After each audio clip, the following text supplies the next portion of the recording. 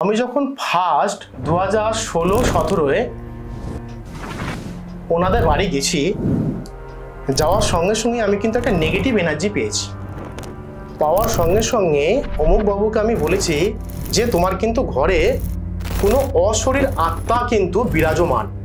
বৃশ্চিক রাশি জাতক জাতিকারা একটু হট টেম্পারি হবে, সুদক্ষ হবে। বাস্তু কিছু কিছু প্রেত ভূমি আছে, তুমি প্রেত ভূমি বুঝবে কি করে? দাদা আমি কি করে বুঝবো?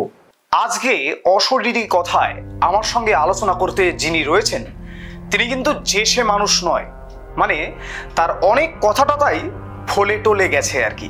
হ্যাঁ, আজ অশরীরী কথায় আমাদের অতিথি প্রসিদ্ধ জ্যোতিষ শ্রী অক্ষয় শাস্ত্রী। আজ আমরা আলোচনা করব রাশিফল, বাস্তুতন্ত্র এবং সামান্য অশরীরী কথা।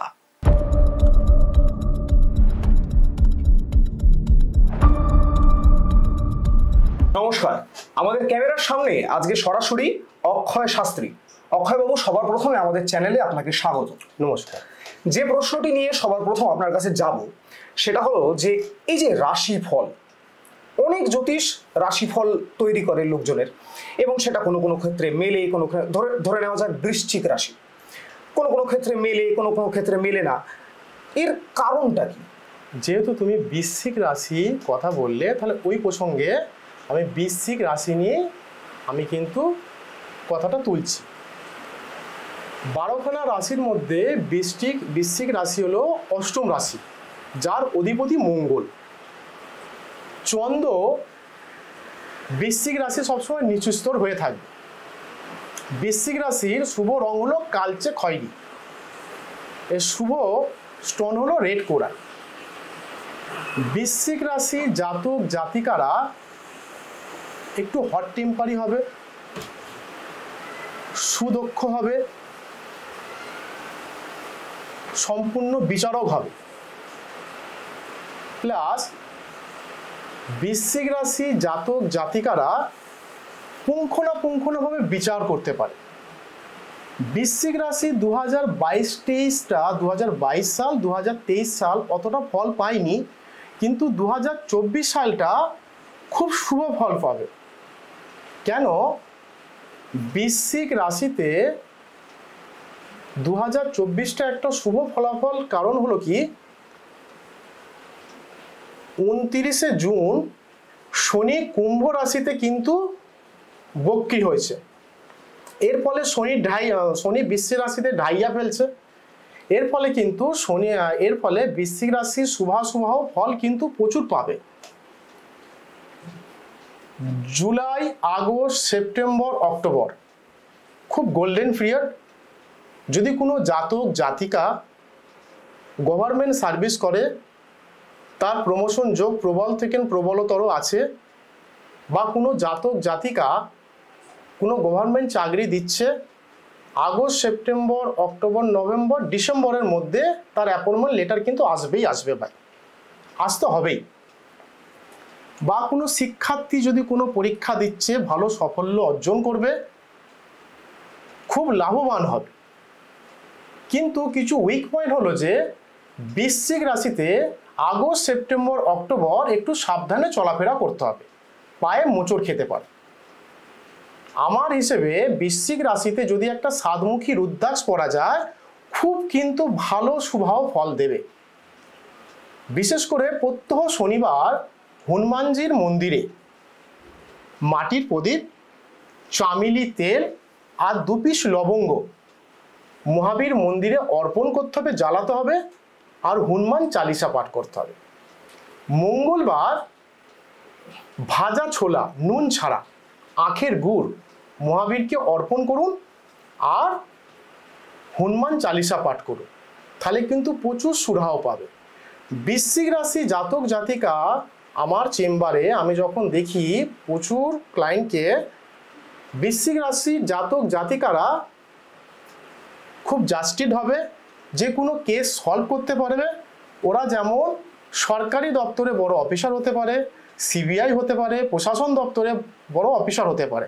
ওরা কি বলবো, ঈশ্বর ওদের কানে কানে কিছু বলে দিয়ে যায়।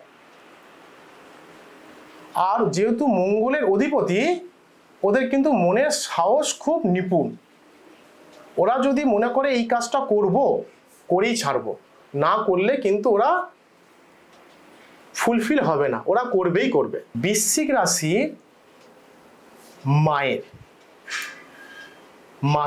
মাতার কিন্তু শারীরিক দিকে কিছু সমস্যা দেবে, কিছু পয়সা কড়ি খরচা হতে পারে।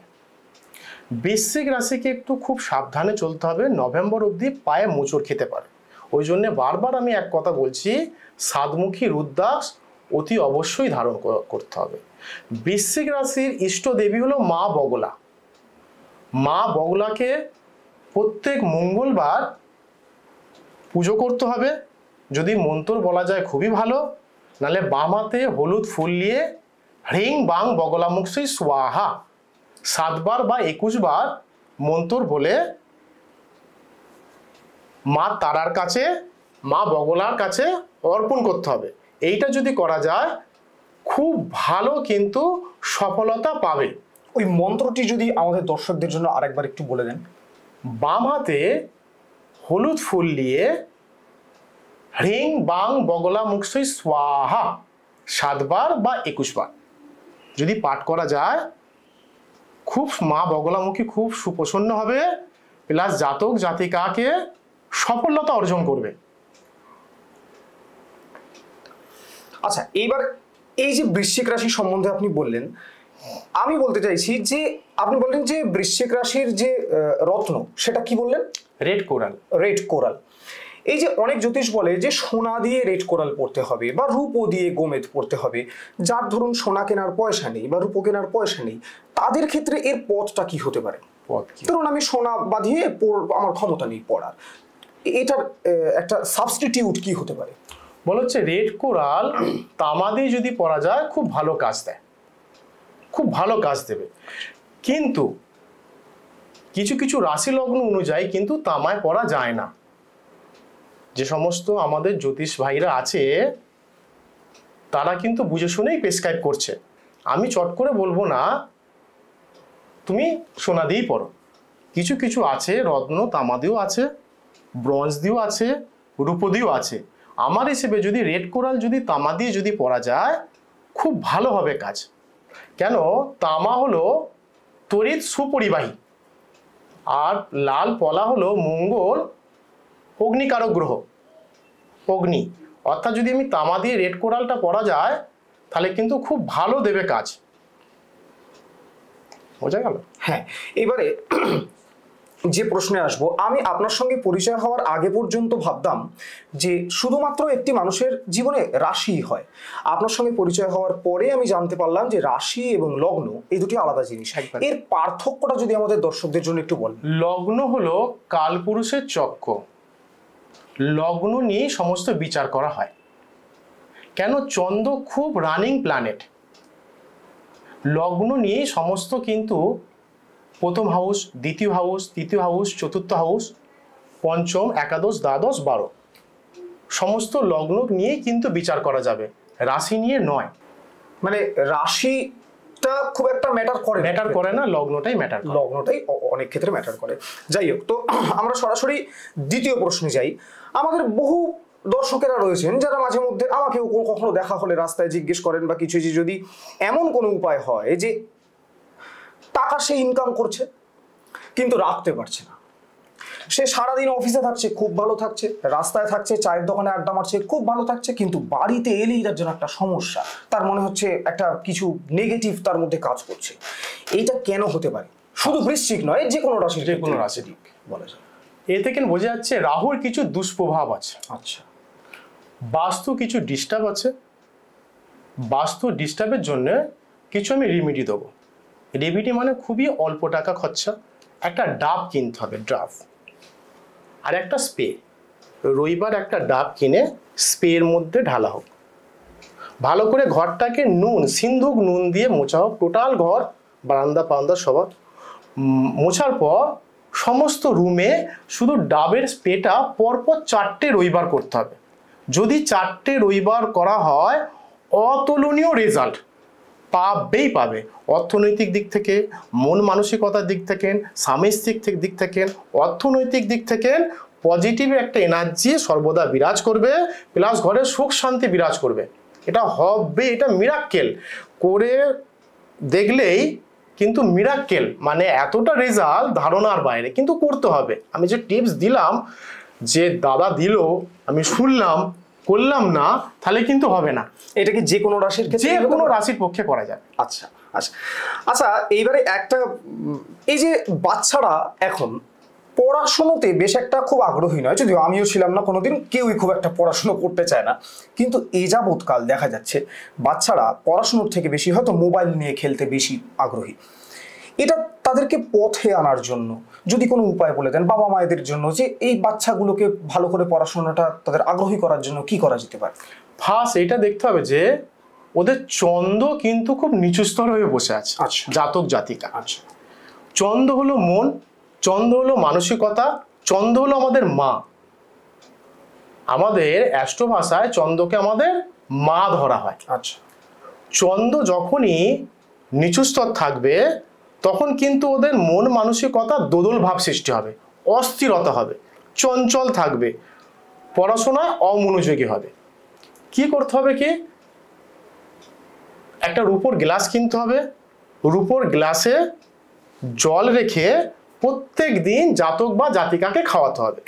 এবার তোমার কোশ্চেন আসতেই পারে, দাদা সবাই রূপোর গ্লাস কেনা আমি সামর্থ্য নেই, বলতে যাচ্ছিলাম।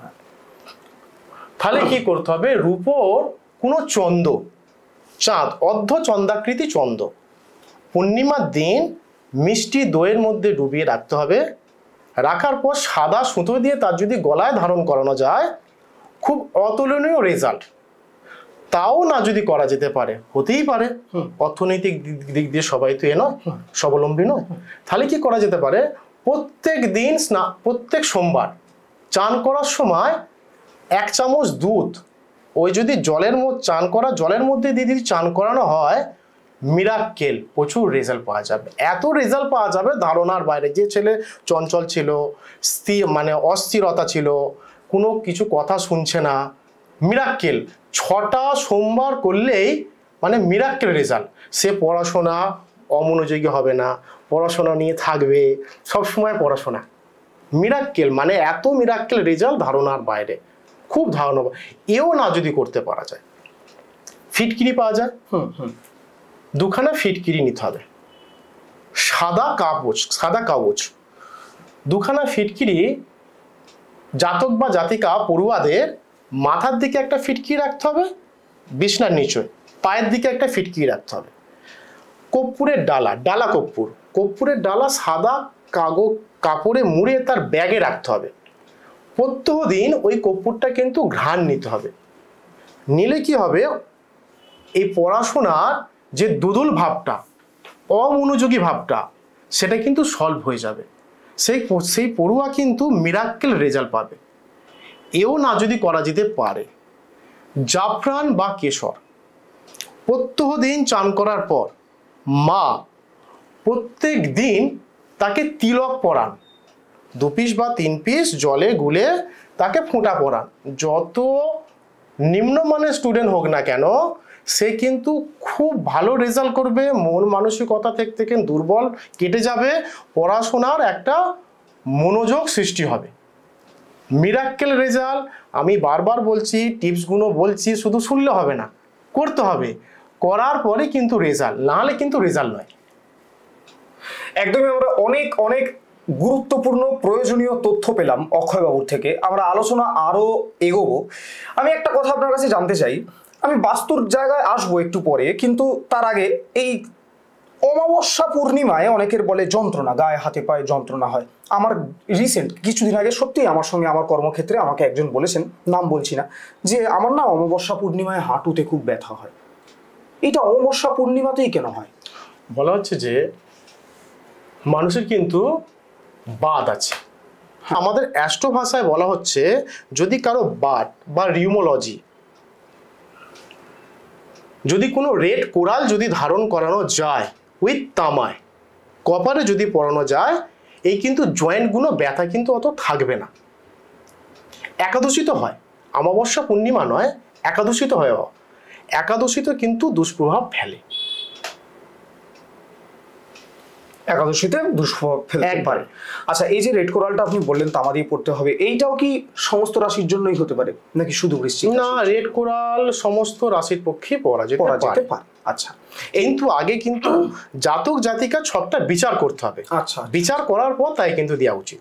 আচ্ছা, হয়তো সাপোজ আমি তোমাকে বললাম বৃষ রাশি, হতেই পারে বৃষ রাশির প্রচুর যন্ত্রণা বেদনা হচ্ছে, দেখলাম ওর হয়তো এমনই কিছু গ্রহ বসে আছে, আমি রেড কোরাল দিয়ে দিলাম, তার একটা এফেক্টেড কিন্তু বাজে দিয়ে দেবে।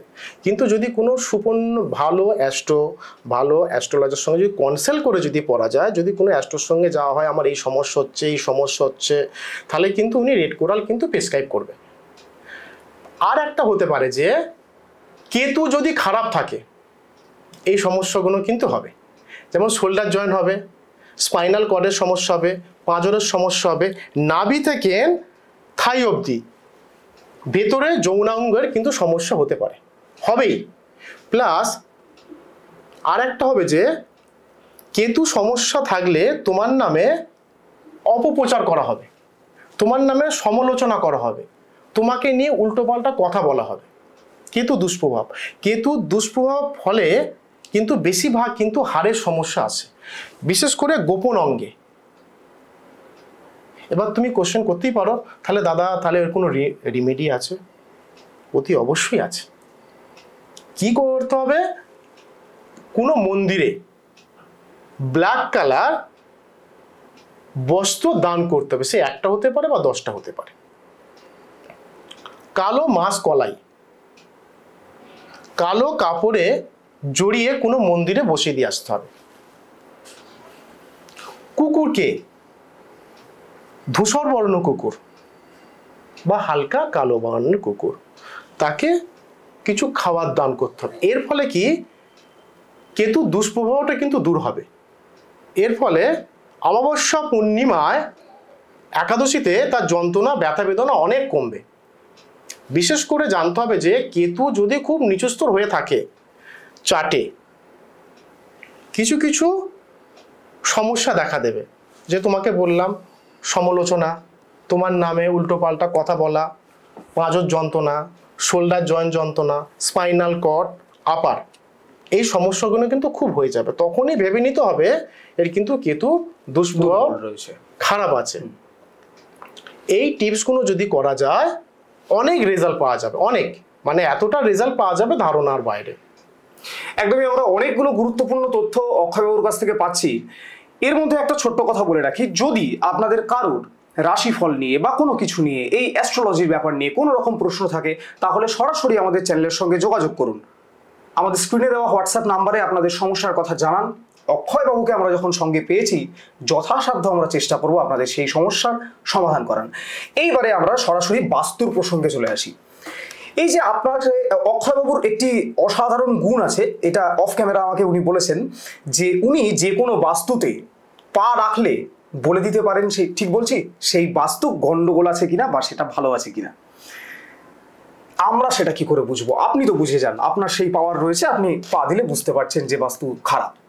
আমরা কি করে বুঝবো যদি আমাদের বাস্তুতে কোনো গন্ডগোল থেকে থাকে? ফার্স্ট বলা হচ্ছে যে বাস্তু কিছু কিছু প্রেত ভূমি আছে। তুমি প্রেত ভূমি বুঝবে কি করে? দাদা আমি কি করে বুঝবো? হতেই পারে যখন তুমি কোনো কারো বাস্তুতে গেলে, সাপোজ তুমি আমার বাড়িতে গেলে, প্রেত ভূমি বোঝা যাবে যে তার মাটিগুলো কালো ছাপ ছাপ সৃষ্টি হবে। বাস্তু খারাপ হলে অর্থনৈতিক দিক দিয়ে সবসময় দুর্বল থাকবে। বাস্তু খারাপ হলে রোগ ভোগ সবসময় লেগেই থাকবে। বাস্তু খারাপ থাকলে সবসময় নেগেটিভ এনার্জি দেবে, ঘরে শান্তি নেই, সুখ নেই, রোগ পড়াশোনা নেই, সবসময় ডিপ্রেশন, মন মানসিকতা সবসময় লেগেই থাকবে, কিন্তু থাকবে।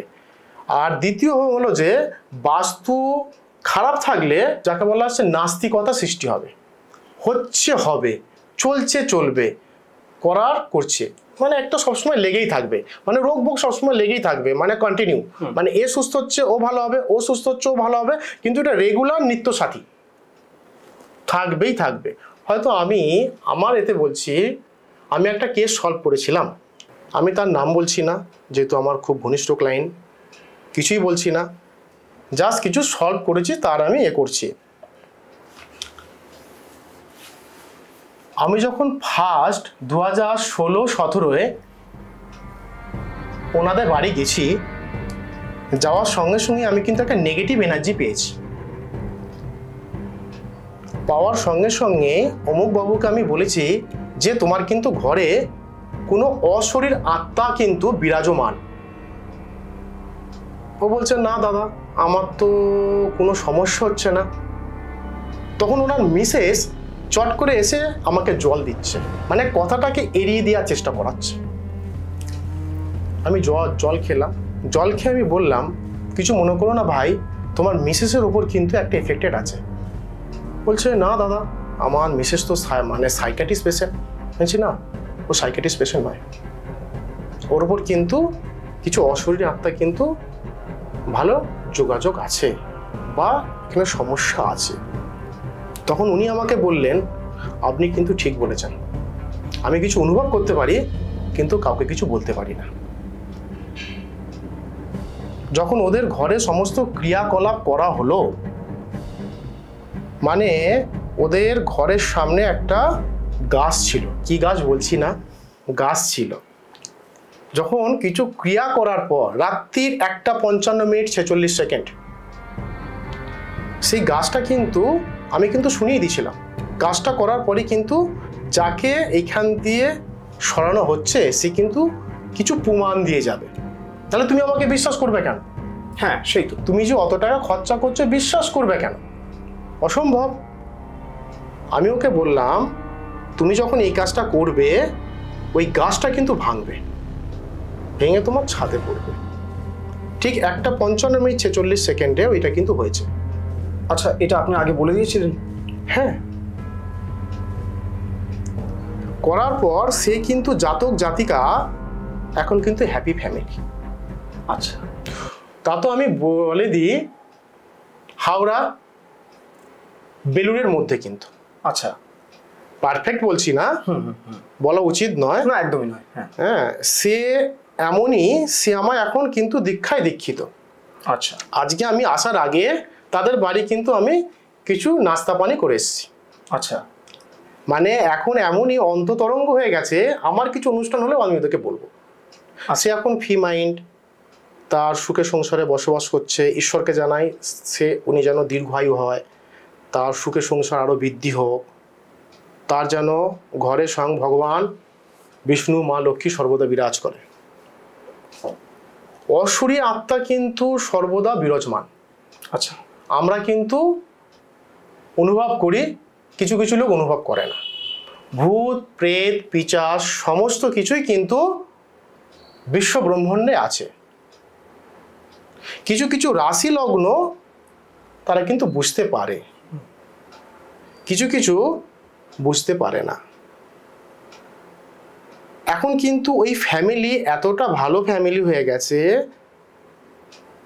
ওদের কিছু অসুবিধে হলেই কিন্তু দাদাকে ফোন, দাদা এই সমস্যাটা হচ্ছে, এটা কি করা যায়? আমরা বারবার বলি তোরা ফ্রি হয়ে গেছিস, সুস্থ হয়ে গেছে, আর কিছু নাই। না দাদা তা তো তুমি কি এসে আমাকে একটু কিছু বলে যাও। মানে অন্ততরঙ্গ একটা টান কিছু হলেই, সাপোজ যদি একটা কিছু সমস্যাও যদি হয়, দাদা কি করা যায়? ওনার হাজবেন্ড সার্ভিস করতেন, প্রমোশন হচ্ছে না, মানে ওর সিলসিলা ওইটা করার পর যখন টোটাল ঘরটা মুক্ত হয়ে গেল, ফ্রি হয়ে গেল, প্রমোশন হয়েছে। তার ছেলের পড়াশোনা হচ্ছিল না, ভালো পড়াশোনা হচ্ছে, ছেলেটা এবারে মাধ্যমিক দিল, আচ্ছা ভালো রেজাল্ট করেছে। উনি যে সাইকিয়াট্রিস্টের সমস্যা ছিল, সাইকিয়াট্রিস্ট থেকে অনেক দূর হয়ে গেছে, অনেক ফ্রি, অনেক সুস্থ। মানে এতটাই সুস্থ যে ধারণার বাইরে। যে উনি যে ওষুধ খেতেন, আমি যখন আজকে গিয়েছিলাম, গিয়ে যখন জিজ্ঞেস করলাম মা তুই আছিস কেমন, বলছে দাদা বা বাবা আমি কিন্তু আগের চেয়ে অনেক অনেক সুস্থ, এতটা সুস্থ কিন্তু আমি মোটা হয়ে গেছি। হ্যাঁ সে তো কোনোবার আমাদের কিছু টিপস নাই, আস্তে আস্তে হয়ে যাবে। ঈশ্বরকে জানাও তোমরা সুখে শান্তিতে বসবাস করো, এটাই কিন্তু আমার কাম্য। এখন কিন্তু অনেক অনেক অনেক অনেক সুস্থ আছে। কিন্তু সবাই হয়তো ভাবছে আমি করছি, আমি কিন্তু করছি না। স্বয়ং যে আমার আরাধ্য দেবী, আমার যে ঘরে মা সর্বদা বিরাজ করছেন, উনি কিন্তু আমাকে করাচ্ছেন। ওনার এতেই আমি কিন্তু করছি। যদি কেউ যদি বলে অক্ষয় দা তোমার ফলে এইটা হয়েছে, আমি কিন্তু বারবার বলি না, আমি কিছুই নয়, আমি জাস্ট কর্ম, কর্তা করাচ্ছেন উনি। কর্তা ছাড়া কর্ম কোনোদিন হয় না। উনি আমাকে যেই প্রসেসে চালাচ্ছে আমি সেই প্রসেসে যাচ্ছি।